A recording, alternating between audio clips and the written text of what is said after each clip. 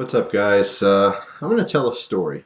I mentioned I would do this in a past video, that I would do a story time type, uh, you know, thing.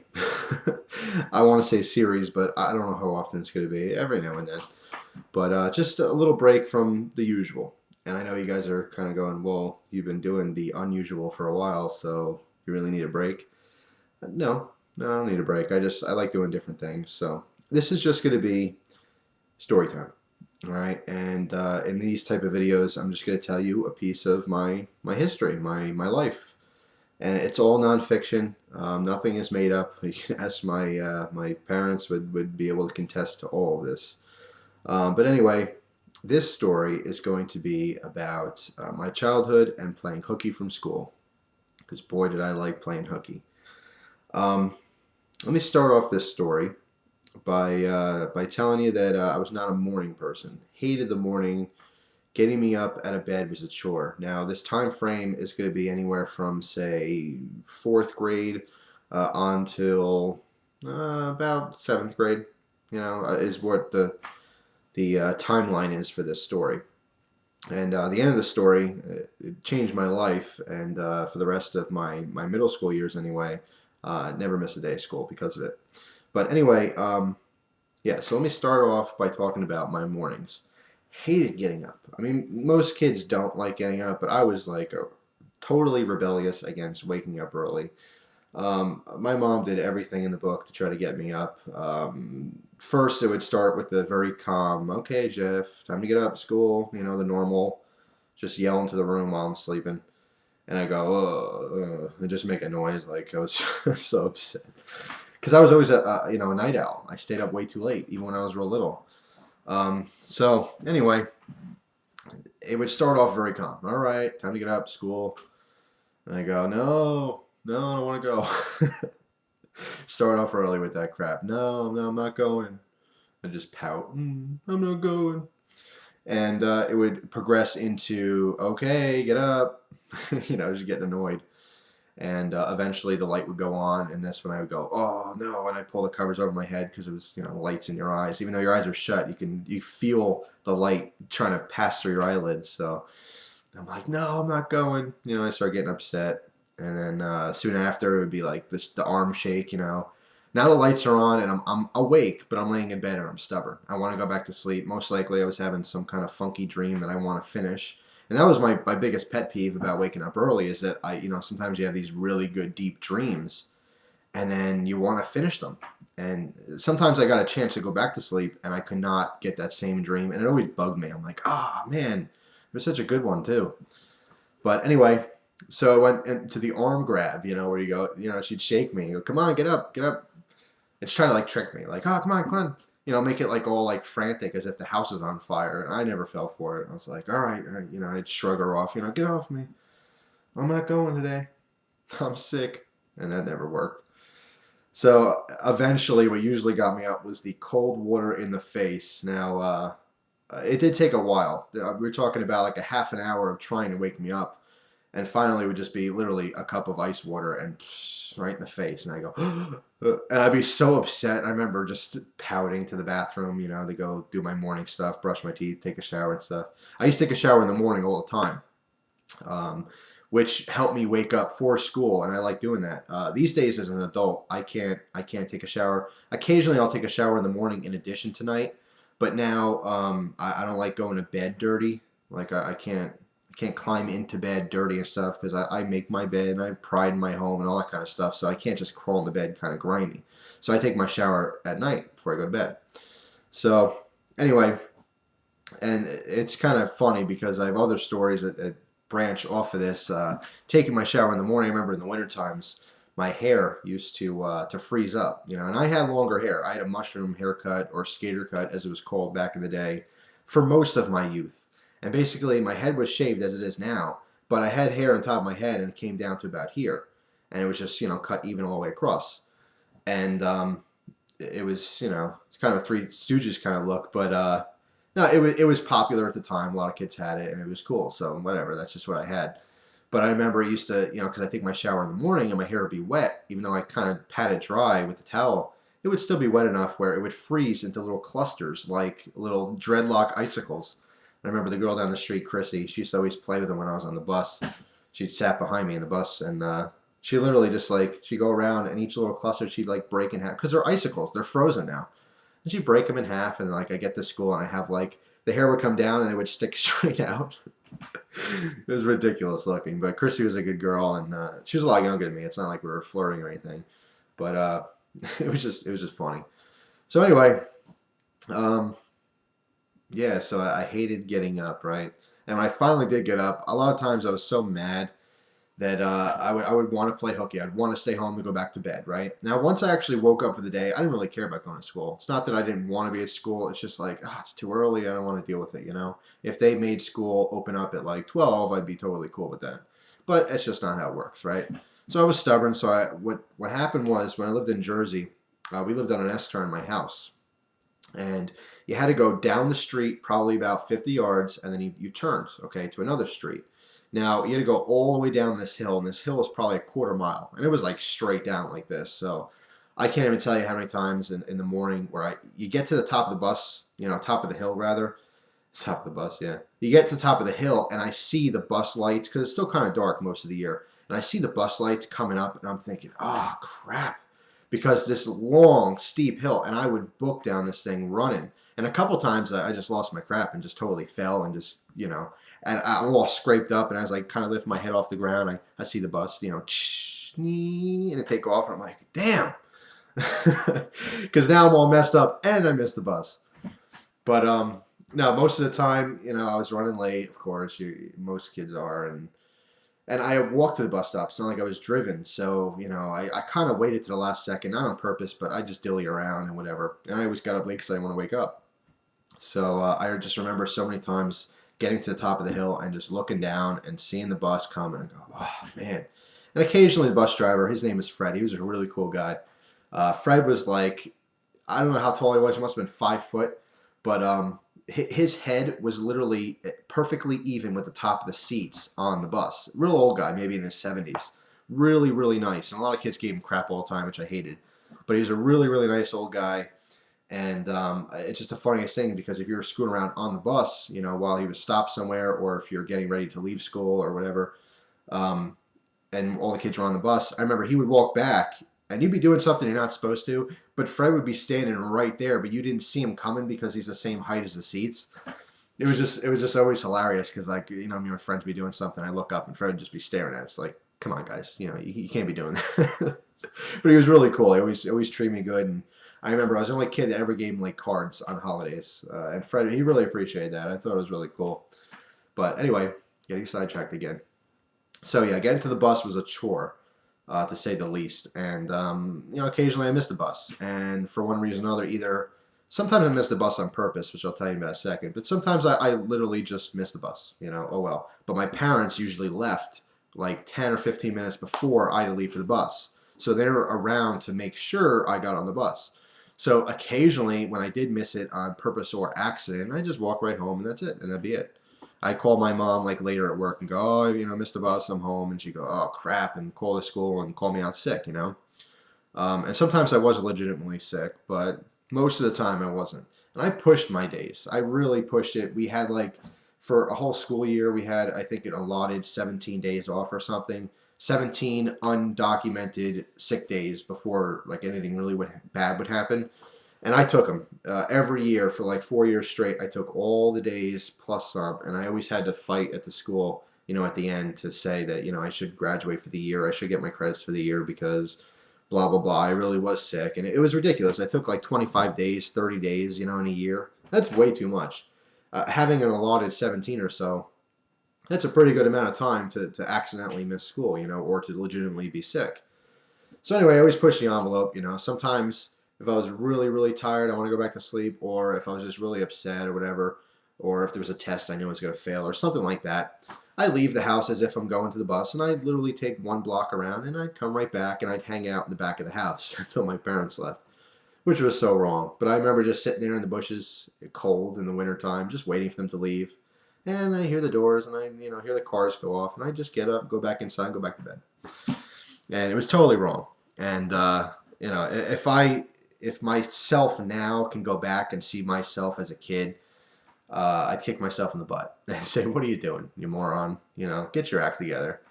I was a goofball.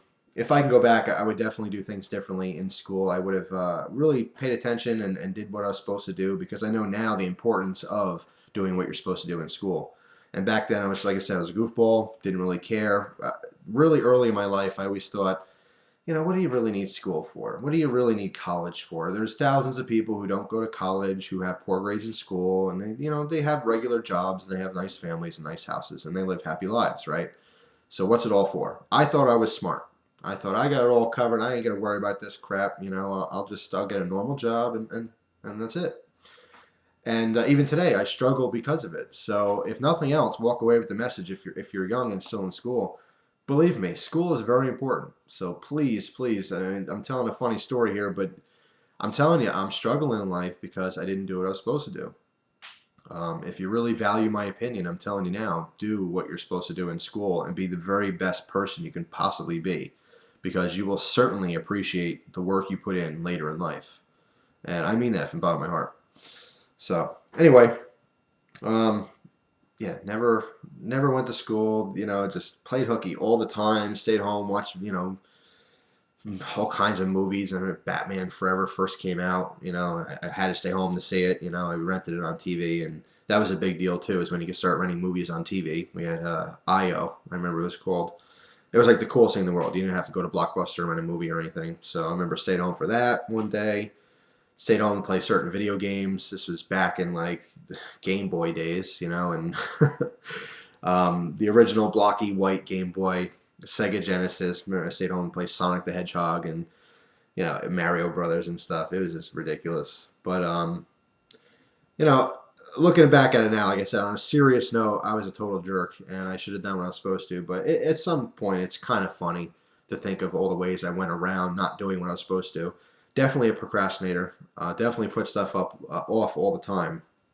But the reason I'm telling you a story is because I had a life-changing moment one day. Let me tell you about Mr. Camp. Mr. Camp was our principal, and this was in elementary school. Now, when I lived in Jersey, elementary was first grade to sixth grade, and then middle school was seventh and eighth, and then high school was ninth through 12th. So 3 separate schools for your whole schooling career there. And I happened to have worked out where I lived in West Milford, New Jersey is where I grew up. My elementary school, there was like 5 elementary schools all throughout the town, right? But there's only 1 middle school and 1 high school. My elementary school was here. My middle school was literally next door, and my high school was next door to that. So I moved there when I was in 3rd grade, but from 3rd grade till, graduation day in high school, I literally went to school in the same block.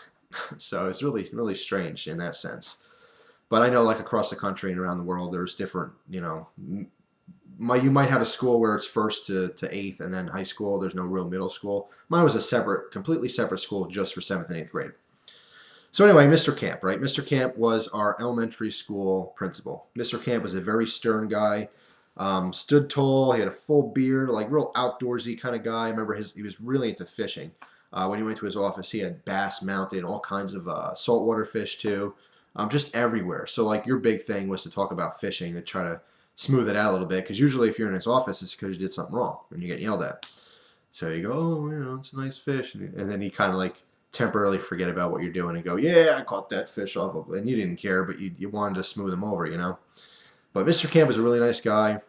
He really cared about his job and the kids and making sure that they grew up, to be smart, mature people. And I can appreciate that now. Back then, he was just, the bad principal. The stern, guy's going to yell at you. But Mr. Camp he was always, like I said, he was very into his job, very into teaching kids the right way to be in life and stuff like that. Very good morals and standards.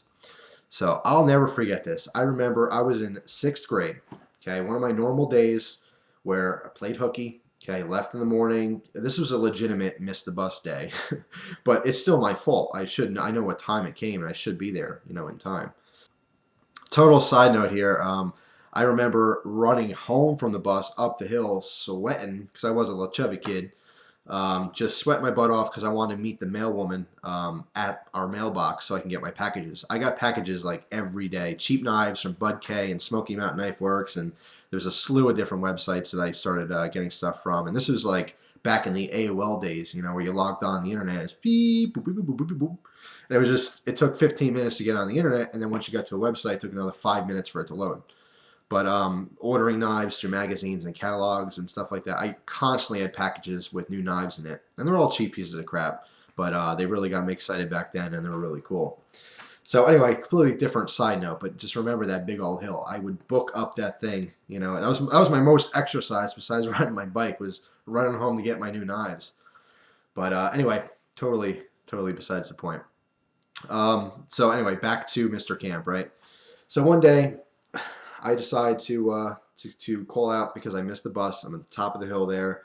I look down. It's a foggy morning.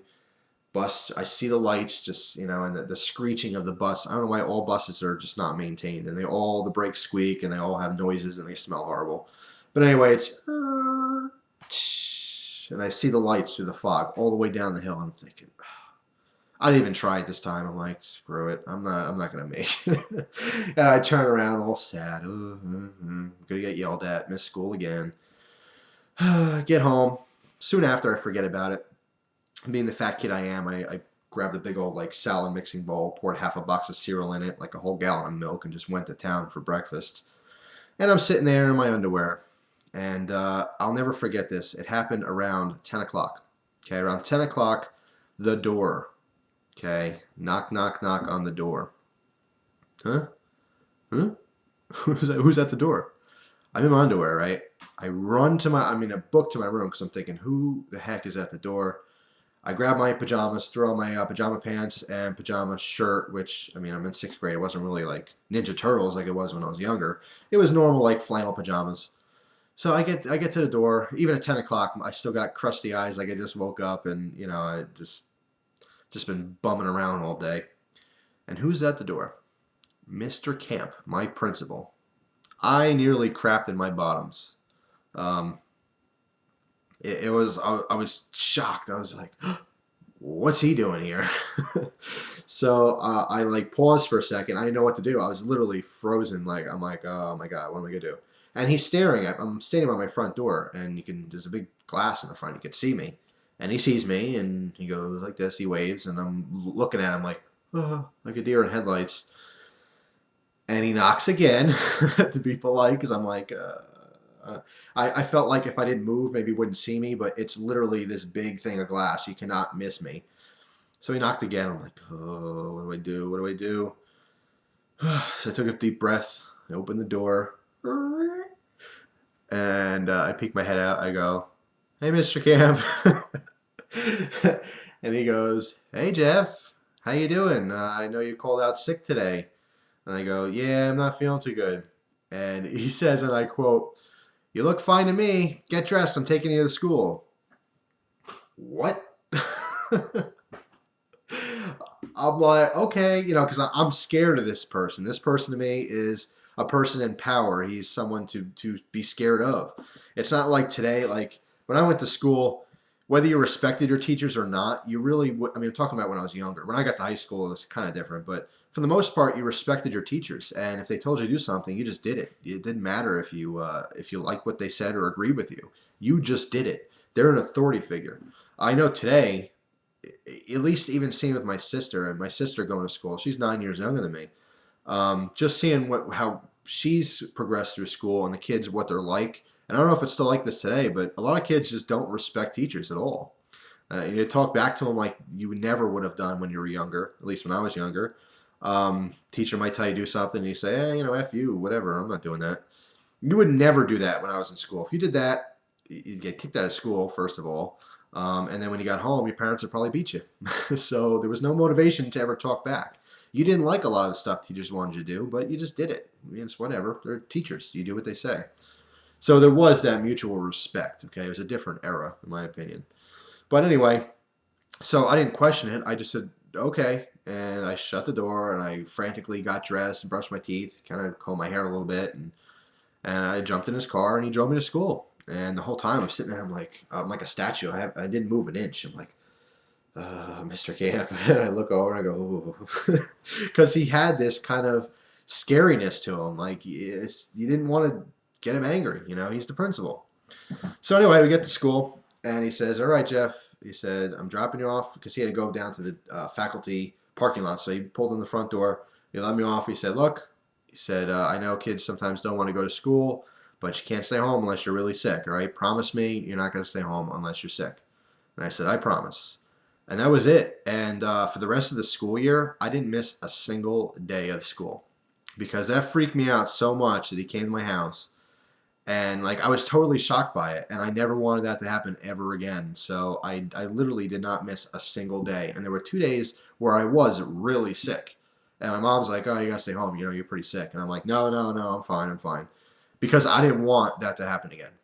So thank you, Mr. Camp, for being the person that you are, and being a good person, and instilling that into me, and giving me a good smack in the head and saying, come on, wake up, kid. You know, you can't be doing this. That was awesome. Now, when I got to high school, it's a totally different story, and I did all that crap again.